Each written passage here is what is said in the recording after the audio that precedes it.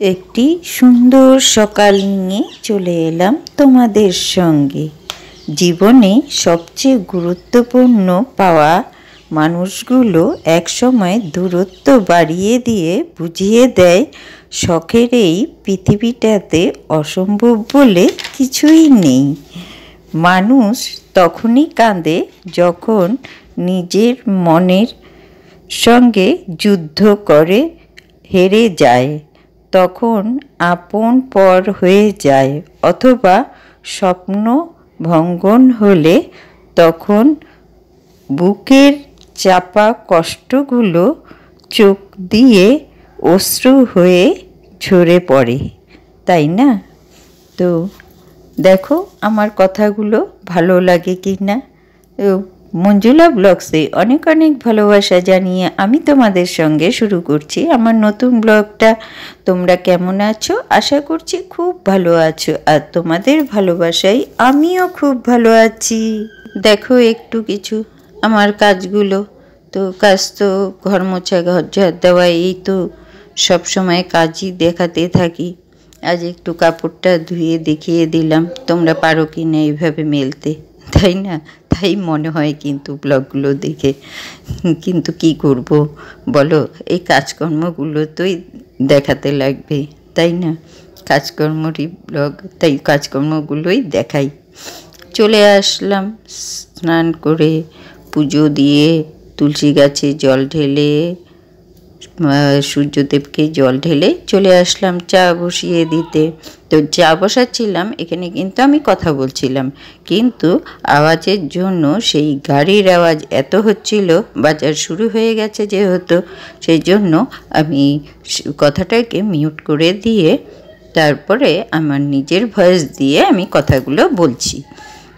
তো দেখো এখানে চা বসিয়ে দিয়েছি, আর চিনি দিতে গিয়ে দেখছি সেখানে অল্প একটু চিনি আছে, তাই তোমাদের কৌটোটাও দেখিয়ে দিলাম, পরে ঢেলে নিব। তো যাই হোক, তখন তো হয়ে গেছে, তখন এটা হয়ে গেছে, কারণ অতটা মিষ্টি আমি খাই না, যার জন্য তোমাদের দাদা ভাই বা কাকু যেটাই বলো, সেও খায় না, তাকে দিও না, সে আগের থেকেই ওসব মিষ্টি টিষ্টি খায় না। তো এটাই বলছিলাম যে মিষ্টি কম খাওয়াটাই ভালো, তো আমাদের তো বেশি চিনি লাগে না, পরে ঢেলে নিব। কৌটোতে শেষ হয়ে গেছে, সেটাই আলাদা কৌটোতেও আছে, সেটা ঢেলে নিব। তো চা তো হয়ে গেল, তারপর আমি আর তোমাদের দাদা ভাই মিলে খেয়ে নিব, তাই হাত নাড়াচ্ছিলাম আর কথা বলছিলাম। কিন্তু আমি যখন এডিট করছি তখন দেখছিলাম আমি খুব হাত নাড়াচ্ছি, কারণ নাচের শখ হয়েছিল মনে হচ্ছিল আমার। ওই দেখো আঙ্গুল নাচিয়ে নাচিয়েই আমি নাচ করছিলাম। তো কী করব বলো, একটু মজাও করে নিলাম, কথা বলতে বলতে সেটা হয়ে যায়, তাই না?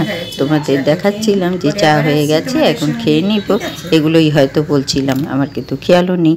তারপর স্নান তো শেষ, চা বানিয়ে দিয়ে আমি চলে গেছি সোজা মন্দিরে পুজো দিতে। হ্যাঁ, আমি যখন পুজো দিতে গেছিলাম তখন কিন্তু শাড়ি পরে গেছিলাম, আর পুজোটা দেওয়ার সময় আমি ভিডিওটা করতে পারিনি, কারণ আমি অনেকটা সকালেই গেছিলাম অবশ্য, আর গিয়ে বাটাটা দিয়ে চলে আসছি। তো দেওয়ার সময় আমার সম্ভব হয়নি যে আমি ভিডিওটা তখন করব, কিন্তু ভাইয়ের বউ যখন আবার ফোন করে বলল যে ও পুজো দিতে আসবে, তো আমি ভাবলাম ঠিক আছে, ভাই ছেলেটাও আসছে, ওর সাথেও দেখা হয়ে যাবে, ও ছোটো কি না, তাই ওকে আমি গুল্লু বাবা ডাকি, দেখা হয়ে যাবে, আর ওকেও দেখা হয়ে যাবে, আর ওকে সামলানো হয়ে যাবে, যেহেতু ওর মা একটু চঞ্চল, তাই ওকে সামলানোর জন্য চলে আসছিলাম, বিশেষ করে সামলানোর জন্য, কিন্তু ওকে দেখার জন্য আসছিলাম। আমার বাড়িতে কিন্তু কাছে, যাই হোক, ওর তো সময় ছিল না ভাই বউটা, সেই জন্য বলছিল দিদিভাই আমি যেতে পারবো না। তো আমি এসে দাঁড়িয়েছিলাম ওর জন্য, আর কী করবো, দাঁড়িয়ে সবার সাথে কথা বলছি, গল্প করছি, আর কী করলাম যে না, তখন তো আমি ভিডিওটা করিনি, পুজো দিয়ে গেছিলাম যখন, বাটা দিতে এসেছিলাম যখন, তাই ভাবলাম যে এখনই আমি একটু কিছু তোমাদের সামনে তুলে ধরি যে আজ শীতলা পুজোর উপলক্ষে সেটা দিচ্ছি, ভিডিওটা দিচ্ছি, সেটা না সরি ভিডিওটা দিচ্ছি। আর এখানে কিন্তু সবই চেনা মানুষ দেখে, সবই পরিচিত, যার জন্য সবাই মানে হাসছে, কথা বলছে, আর আমি ভিডিও করছি, ওগুলো দেখেও হাসছে সবাই।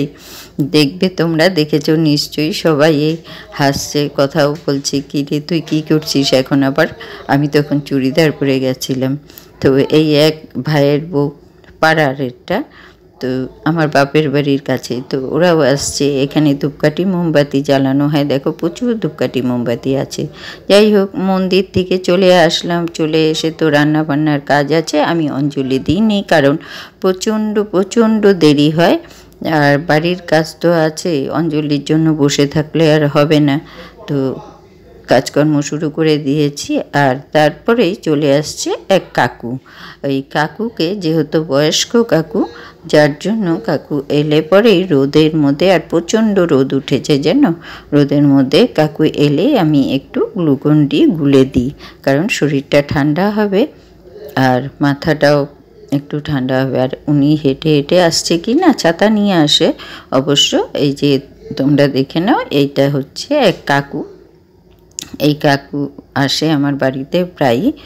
তো দেখো, আর এটা হচ্ছে সোজা বিকেলবেলায়, একদম অনেকক্ষণ পরে কিন্তু।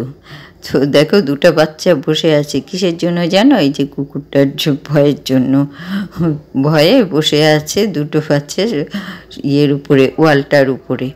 তো আমি আবার ভিডিও করছিলাম আর বলছিলাম, আর আমার ভিডিওটা কিন্তু এখানেই প্রায় শেষ হয়ে আসছে, আর কিছুক্ষণই সময় আছে। তো আমার ভিডিওটা যদি কোথাও একটু ভালো লেগে থাকে, তাহলে তোমরা আমার পাশে থেকে বন্ধু হয়ে যেও। আর আমার ভিডিওটা যে যেখান থেকে দেখছো তাদেরকে অসংখ্য ধন্যবাদ, আমার দেশের বা বাইরের যে যেখান থেকে দেখছো। তো দেখো, এখানেই আমি শেষ করব আজকে এই রাস্তাঘাট দেখিয়ে। কেন দেখাচ্ছি জানো? এখন না বাজার উঠে গেছে, আর এখন তো রোজা চলছে, তাই ওরা তাড়াতাড়ি বাড়ি চলে যায়, সেই জন্যই বাজারটা একটু কম। যেগুলো হিন্দু আছে তারা কয়েকজন বসে আছে, দোকানপাট করছে, কিন্তু এখন না বেশি দেরি করে না, সন্ধ্যা পর্যন্ত। তো ঠিক আছে, টাটা, শুভরাত্রি।